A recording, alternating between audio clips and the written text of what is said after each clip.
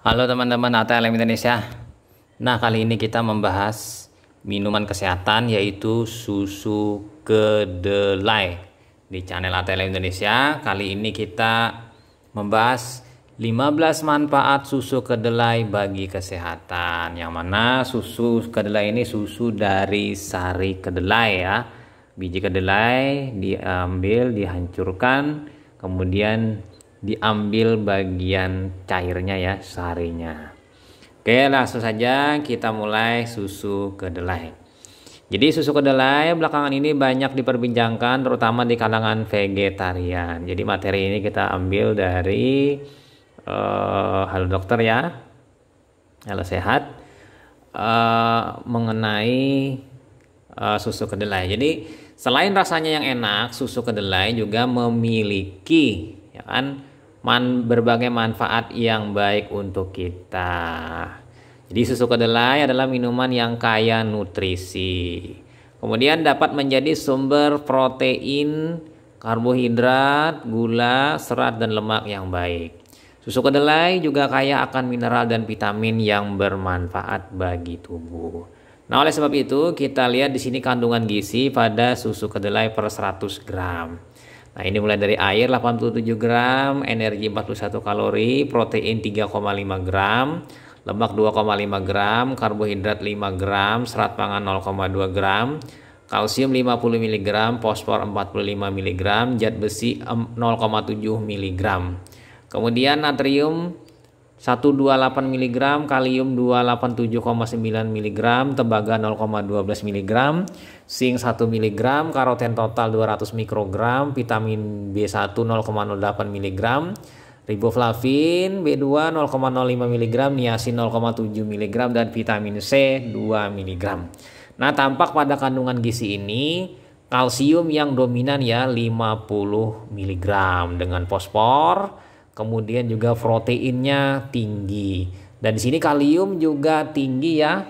Jadi ini memang luar biasa baiknya untuk kesehatan apabila kita mengkonsumsi dari sari kedelai ini dalam bentuk susu kedelai. Lalu yang jadi pertanyaan, apa saja manfaat susu kedelai bagi kesehatan? Oke ya, kita masuk pertama yaitu membantu proses pertumbuhan. Nah, ini manfaat susu kedelai yang pertama yaitu mendukung proses tumbuh kembang pada anak-anak yang sedang dalam masa pertumbuhan. Hal ini karena kandungan susu kedelai yang kaya akan protein. Protein memegang peranan penting ya untuk memberikan nutrisi pada tubuh. Selain itu ya, kedelai adalah salah satu sumber protein nabati terbaik. Selain karena mengandung kandungan yang tinggi, juga mudah dicerna oleh tubuh. Nah, ini kuncinya di sini, kelebihan kedelai. Kemudian yang kedua, membantu menurunkan kolesterol.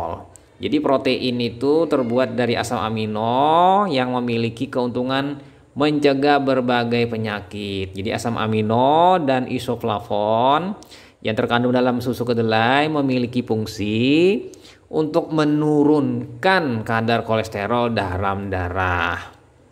Nah, dengan mengkonsumsi makanan yang rendah kolesterol ya teman-teman, tubuh akan terhindar dari berbagai penyakit kardiovaskular seperti penyakit jantung, stroke, dan sebagainya.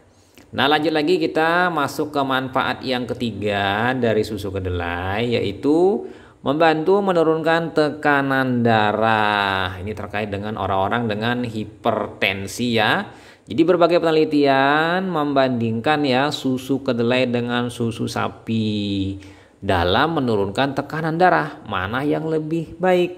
Nah, didapatkan bahwa susu kedelai mampu menurunkan tekanan darah lebih baik dibandingkan dengan susu sapi pada pasien dengan hipertensi ringan sampai sedang. Ini ya highlightnya ya. Jadi lebih baik pada penderita hipertensi. Oleh karena itu penderita hipertensi sangat dianjurkan untuk mengatur pola makan dengan mengonsumsi makanan yang baik untuk menjaga tekanan darah. Seperti salah satunya adalah mengkonsumsi susu kedelai. Nah, kemudian yang keempat yaitu membantu mengontrol gula darah. Ini terkait dengan diabetes mellitus ya. Jadi menurut penelitian yang diterbitkan dalam Arsip Internal Medicine menyebutkan bahwa konsumsi makanan yang diolah dari biji-bijian dapat membantu mengontrol gula darah pada penderita diabetes. Di sini salah satunya itu kedelai ya. Nah, di antara pasien tipe 2 diabetes, konsumsi susu kedelai memiliki efek yang baik untuk tekanan darah dan gula darah. Mengapa? Karena di dalam susu kedelai mengandung indeks glikemik yang rendah. Jadi ya akibatnya ini sangat cocok untuk orang-orang yang diabetes mellitus karena mampu menurunkan tekanan darah dan gula darahnya juga rendah. Nah, lanjut lagi di sini membantu menurunkan berat badan yang kelima. Kita lihat di sini sebagai menu diet yang baik untuk menurunkan berat badan dan mencegah obesitas. Jadi di sini protein yang ada di dalam susu kedelai ini tinggi ya, sehingga suplai energi itu berasal dari protein ya. Jadi sangat dianjurkan menurunkan berat badan karena protein yang digunakan sebagai sumber energi, bukan dari karbohidrat atau lemak ya. Jadi tujuannya sini agar tidak merasa lemas meskipun sedang menjalani diet. Jadi dengan menurunkan berat badan dengan susu kedelai itu lebih baik karena sumber energinya berasal dari protein, bukan dari karbohidrat yang kita konsumsi sehari-hari atau lemak. Nah, lanjut lagi kita pindah lanjut yang ke nomor 6 yaitu mengurangi gejala postmenopause. Ini pada wanita-wanita yang sudah berusia di atas 40 tahun. Nah, susu kedelai dapat mengurangi masalah kesehatan pada wanita setelah menopause. Jadi menopause itu berartinya wanita mengalami menstruasi ya. Jadi beberapa penelitian menemukan bahwa isoflavon pada kedelai dapat menjaga kadar estrogen pada wanita postmenopause. Jadi ini kelebihan isoflavon ya. Sistem imun dapat tertekan setelah menopause karena efek penuaan dan berkurangnya estrogen. Namun, isoflavon adalah komponen yang mengandung bahan estrogenik dan antioksidan. Jadi sehingga bisa membantu menguatkan daya tahan tubuh pada wanita di periode ini. Nah, kita lanjut lagi ke yang nomor 7. Manfaat susu kedelai memberi nutrisi bagi ibu hamil. Nah, di sini kedelai yang terdapat pada susu kedelai mengandung asam folat atau vitamin B9. Zat ini berperan penting sebagai nutrisi pada ibu hamil. Kita tahu asam folat ini terlibat dalam pembentukan hemoglobin ya, sehingga di sini penting apabila mengalami defisiensi asam folat, maka akan terjadi anemia megaloblastik atau anemia dengan eritrosit yang berukuran besar. Kemudian menurut penelitian yang terbitkan dalam Nutritional Journal, ibu yang mengonsumsi kedelai selama proses kehamilan memiliki plasenta yang lebih sehat dan berat janin yang baik. Jadi di sini kelebihan mengkonsumsi kedelai ya, susu kedelai pada ibu hamil. Nah, lanjut lagi kita pindah masuk ke selanjutnya yang nomor 8 yaitu mencegah osteoporosis. Jadi di sini dengan mencegah osteoporosis maka kita bisa melihat manfaat susu kedelai yaitu mengurangi kemungkinan terjadinya osteoporosis. Artinya mengurangi itu adalah mencegah. Osteoporosis kita tahu merupakan risiko yang dialami wanita pada usia menopause atau usia lanjut ya. Kita tahu karena di sini pengeroposan pada tulang dimulai dengan nanti osteopenia ya, lalu ke osteoporosis. Nah, di sini kandungan kalsium yang terdapat pada susu kedelai berperan untuk mencegah pengeroposan pada tulang yang sering terjadi akibat proses penuaan. Nah, lanjut lagi. Kita pindah ke yang nomor 9, yaitu menjaga kesehatan tulang dan gigi. Nah, di sini kita lihat di sini bahwa bukan hanya untuk mencegah osteoporosis, secara umum tubuh membutuhkan kalsium untuk menjaga kesehatan tulang dan gigi. Ya kan? Kalsium dibutuhkan untuk segala usia, terutama anak-anak.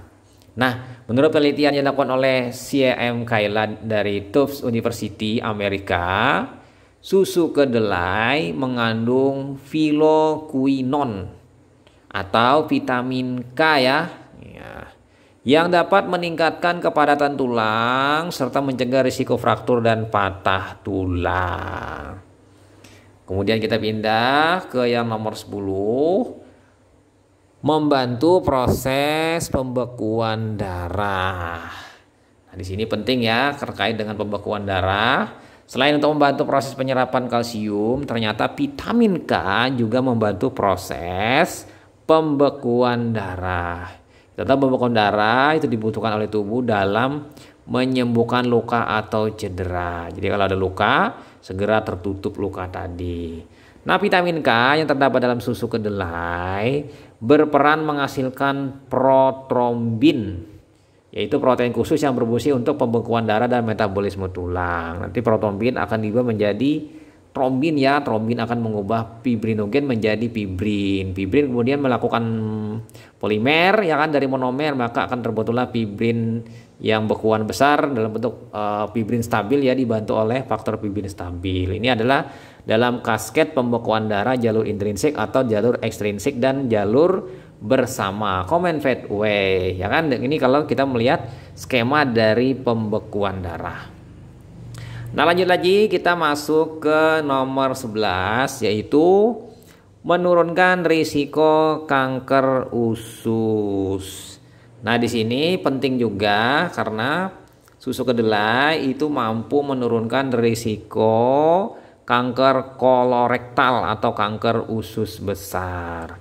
Hal ini karena kandungan butirat yang terdapat pada kedelai. Nah, butirat adalah jenis bakteri baik yang berfungsi sebagai antiinflamasi. Penelitian dilakukan oleh Georgia Health Science University menunjukkan bahwa butirat berperan penting dalam proses pengobatan berbagai penyakit kronis pada usus. Nah, kita pindah lagi ke yang nomor 12, yaitu mengurangi kanker prostat. Nah, ini pada pria, yaitu manfaat dari susu kedelai mencegah kanker prostat. Hal ini karena apa? Kandungan isoflavon pada kedelai yang bertindak sebagai antikarsinogenik atau zat yang berfungsi untuk mencegah kanker. Nah, studi yang dilakukan oleh Sapporo Medical University menunjukkan bahwa mengonsumsi kedelai secara rutin dapat menurunkan risiko kanker prostat pada sejumlah pria di Jepang. Nah, ini kan penelitiannya ya. Nah, kita pindah lagi lanjut ke yang nomor 13, yaitu mencegah kanker payudara. Nah, ini tadi kelompok pria, sekarang kelompok wanita lagi pindah, ini masalah payudara. Jadi sebuah studi menunjukkan angka kejadian kanker payudara lebih rendah di negara-negara yang banyak mengkonsumsi kedelai seperti Jepang dan Singapura. Nah, penelitian dilakukan oleh Patterson Institute of Cancer Research menunjukkan bahwa kandungan phytoestrogens pada produk olahan kedelai dapat mencegah perkembangan sel kanker payudara pada tubuh manusia. Nah, selain itu ya, kanker payudara yang turut berhubungan dengan kadar estrogen juga dapat dibantu dicegah dengan konsumsi susu kedelai. Oke, lanjut lagi kita pindah, masih di channel ATL Indonesia. Jangan lupa teman-teman yang baru saja bergabung subscribe dan bunyikan lonceng notifikasi untuk mendapatkan informasi terbaru tentang ilmu laboratorium medik dan ilmu-ilmu tentang kesehatan. Nah, lanjut lagi kita yang ke-14, membantu menjaga kesehatan hati atau liver ya, atau hefar. Nah, di sini susu kedelai mengandung isoflavon. Jadi lagi-lagi isoflavon ya, yang dapat memberi efek antioksidan pada tubuh. Antioksidan ini berperan untuk membantu menurunkan stres oksidatif. Jadi stres oksidatif itu pada kardiovaskular itu bisa diturunkan, dihilangkan dengan adanya antioksidan dan juga mencegah kerusakan pada hati. Nah, kemudian isoflavon dapat membantu kinerja hati dalam menawarkan zat-zat beracun yang masuk ke dalam tubuh. Jadi manusia dapat terkena zat beracun yang berasal dari makanan yang mengandung bahan kimia berbahaya dan polusi. Nah, di sini kemampuan isoflavon untuk membantu kinerja hati dalam menawarkan atau mendetoksifikasi zat-zat beracun. Nah, lanjut lagi teman-teman, kita masuk yang terakhir, yang ke-15, yaitu melancarkan pencernaan. Ini terkait dengan saluran cerna, gastrointestinal. Nah, di sini yang nomor 15 yaitu membantu melancarkan pencernaan. Mengapa hal ini? Karena kandungan serat pangan yang tinggi pada pada susu kedelai maksudnya. Jadi di sini susu kedelai itu kandungan serat pangannya tinggi ya, sehingga memberikan volume atau bulk pada usus, sehingga pencernaan lebih lancar dan penyakit seperti susah buang air besar, kemudian sembelit itu bisa ditanggulangi ya. Nah, dengan mengonsumsi susu kedelai secara rutin dapat memenuhi kebutuhan serat yang diperlukan oleh tubuh.